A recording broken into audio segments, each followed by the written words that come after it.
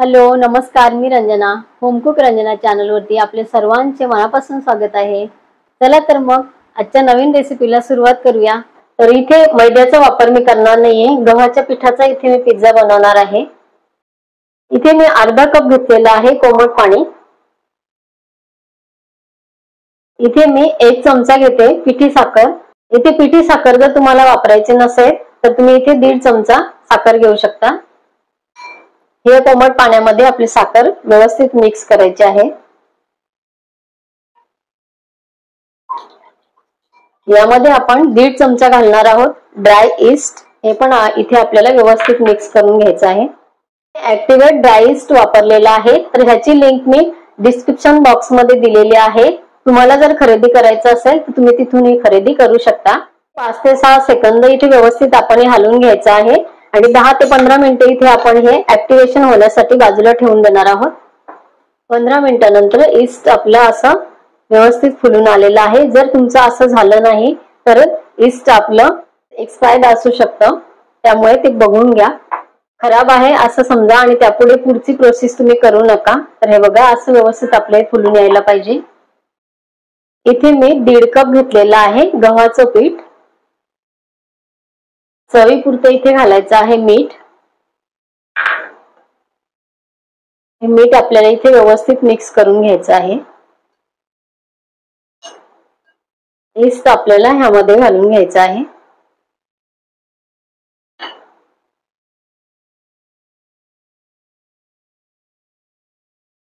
व्यवस्थित आपल्याला हलक्या हाताने हे मिक्स करायचं आहे।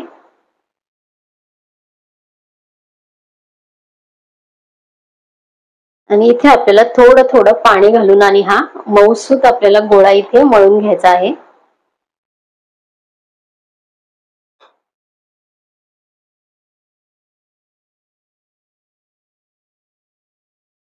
दहा ते 15 मिनिटं आपण हा गोळा व्यवस्थित मऊ करून घेतलेला आहे।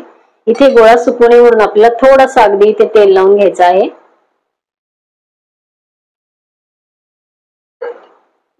1 तासासाठी आपण याला व्यवस्थित झाकून ठेवणार आहोत। मळलेलं पीठ आपल्याला डबल फुलल्यानंतरच इथे वापरायचं आहे। मी पीठ डबल फुलल्यानंतरच याचा वापर इथे करणार आहे। तर माझे इथे हे 1.5 तासामध्ये छान फुलून येतं।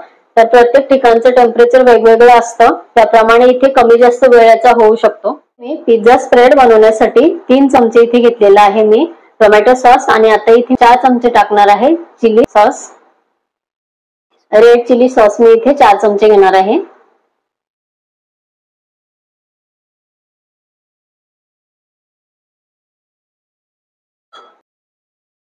इथे छान मिक्स झाल्यानंतर इथे मी 4-5 लसणाच्या पाकळ्या कुटून टाकणार आहे। जेवढ्या बारीक करता येईल तेवढ्या करा। आणि इथे मी मिक्स हर्ब टाकणार आहे। थोडंसं इथे ऑरेगॅनो टाकणार आहे।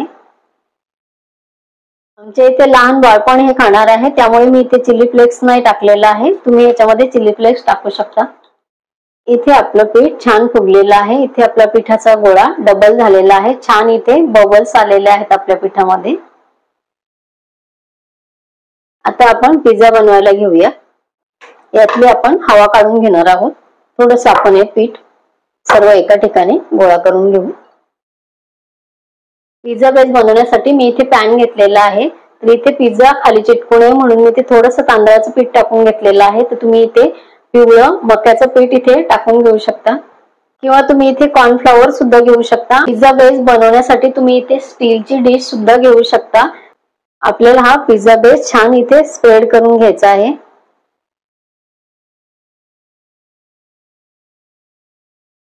ज्याने आपल्याला याला छोटे छोटे होल करून घ्यायचे आहेत।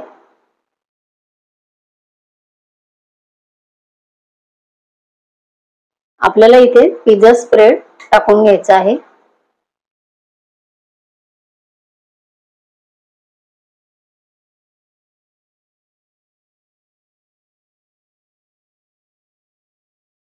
इथे आपण टॉपिंग्स टाकून घेऊयात। इथे मी टॉपिंग्स मध्ये कांदा टाकून घेते याच्यामध्ये।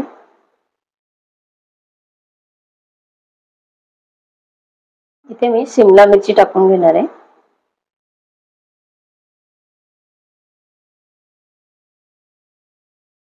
इथे मी बेबी कॉर्न टाकून घेते।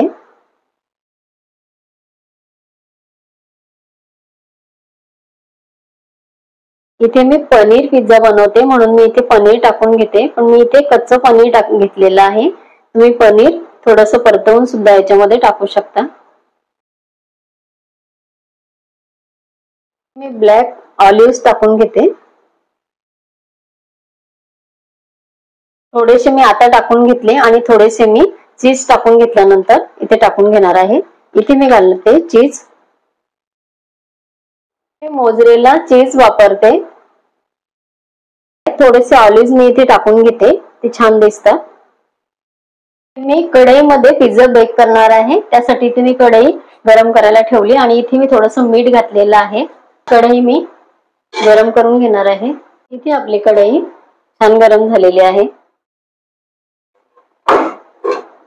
इथे आपण पिझ्झा बेस कढईमध्ये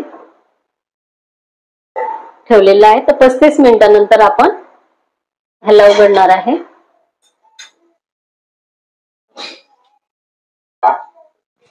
35 मिनिटांनंतर आपला पिझ्झा इथे छान आहे बघा, पूर्ण कडेने सुटलेला आहे. छान आपला इथे कलर आलेला आहे. ते इथे आपला पिझ्झा तयार झालेला आहे. हे बघा, पूर्ण आपला पिझ्झा आहे बघा, उचलला जातोय. इथे आपला पिझ्झा छान तयार झालेला आहे. मी दररोज नवनवीन रेसिपीज घेऊन येत असते. माझ्या रेसिपी बघण्यासाठी होम कुक रंजना चॅनलला सबस्क्राईब करा, बेल आयकॉन दाबा. माझ्या नवनवीन येणाऱ्या व्हिडिओचं नोटिफिकेशन तुम्हाला मिळेल. रेसिपी आवडली तर इतरांना शेअर करा.